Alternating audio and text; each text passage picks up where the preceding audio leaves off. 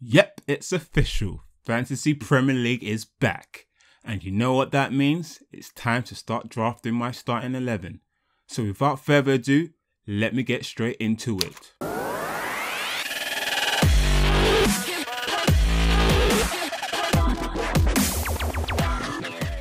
So to begin with, in goal is Man City's goalkeeper ERIKSEN.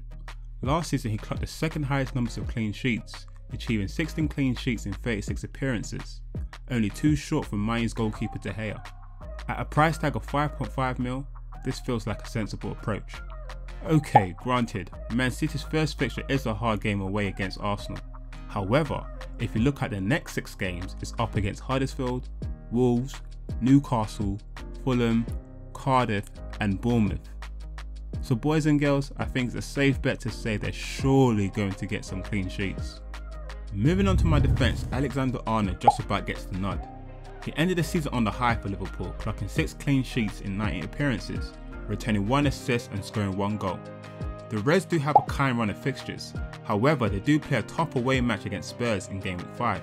Trent only played a single match during the World Cup, so should be available for selection.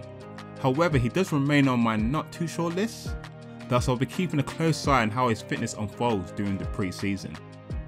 Joining Arnold in defence is Bournemouth defender Charlie Daniels. He's priced at 4.5 million and last season he managed to secure 35 appearances, returning 6 clean sheets, 3 assists and 1 goal, which in my eyes is good value for money. The Cherries do have a relatively kind run of fixtures, apart from the away game against Chelsea in game week 4.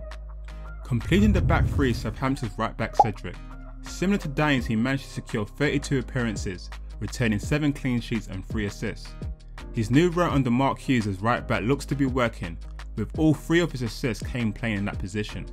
Furthermore, his 28 successful crosses from open play last season was more than any FPL defender. Believe that. The Saints do have a relatively kind run of fixtures, so I'm looking to stick with CEDRIC at the moment. Moving on to the midfield, Sigurdsson from Everton gets the heads up. Last season he managed to clock 3 assists while scoring 4 goals in 27 appearances. He did participate in the World Cup for Iceland, playing 3 matches and scoring 1 goal, but Iceland were knocked out in the group stage, thus Sigurdsson should be fit for selection. Walcott could be another option, but Sigurdsson being Everton's main set piece taker, and Walcott being Walcott, slightly gives him the edge. The Blues do have a kind run of fixtures, with 3 of the next 5 games being played at Goodison Park. Joining Sigurdsson is the one and only Mohamed Salah. I mean, what more can I say? Scoring 32 goals, 10 assists in 36 appearances as a midfielder as well is simply hard to ignore, and quite frankly a risk not to have him, especially considering the Reds' early fixtures.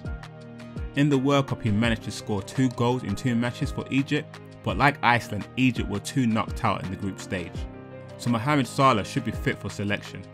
However, having Salah comes at a heavy price of 13 million, and as a result could potentially imbalance the squad.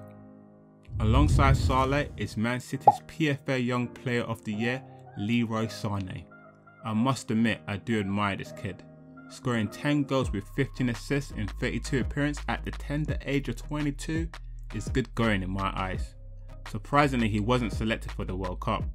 What were they thinking? So I'm sure he's fired up with a point to prove. In addition, apart from the away game against Arsenal, City has a kind run of fixtures, so let's hope he's all gone blazing. To complete the thought in midfield is Spurs playmaker ERIKSEN. Last season he made 37 appearances, making 10 assists and scoring 10 goals. Well, 11 if you include the Harry Kane claimed goal. He was one of 5 midfielders to produce double figures for both goals and assists. Spurs' run of fixtures is not the easiest, with Spurs playing against Man United in game week 3 and Liverpool in game week 4, but they do have a home game against newly promoted side Fulham. Denmark were knocked out in the last 16, so ERIKSEN should be fit for selection. Moving up front, I've gone for a cheaper option in selecting Austin from Southampton. When fit, he tends to be a strong option.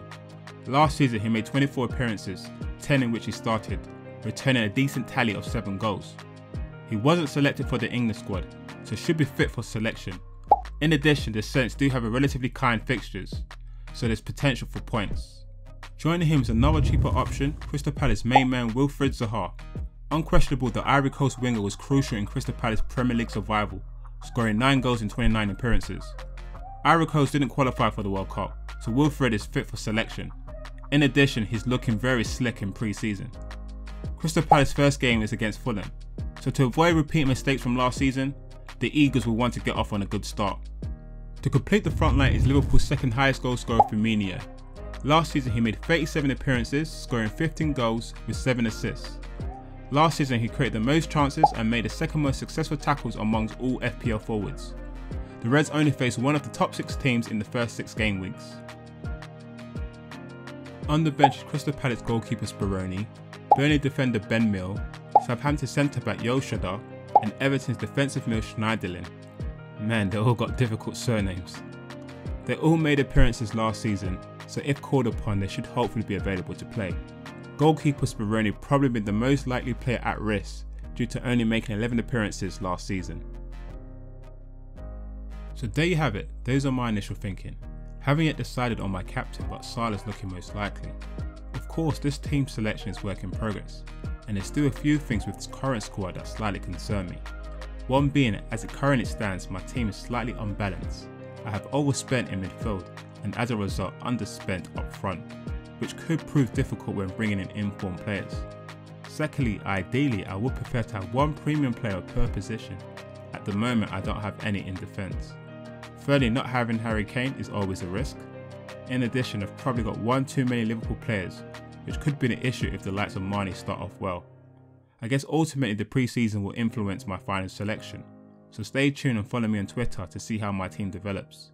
Details in the description below.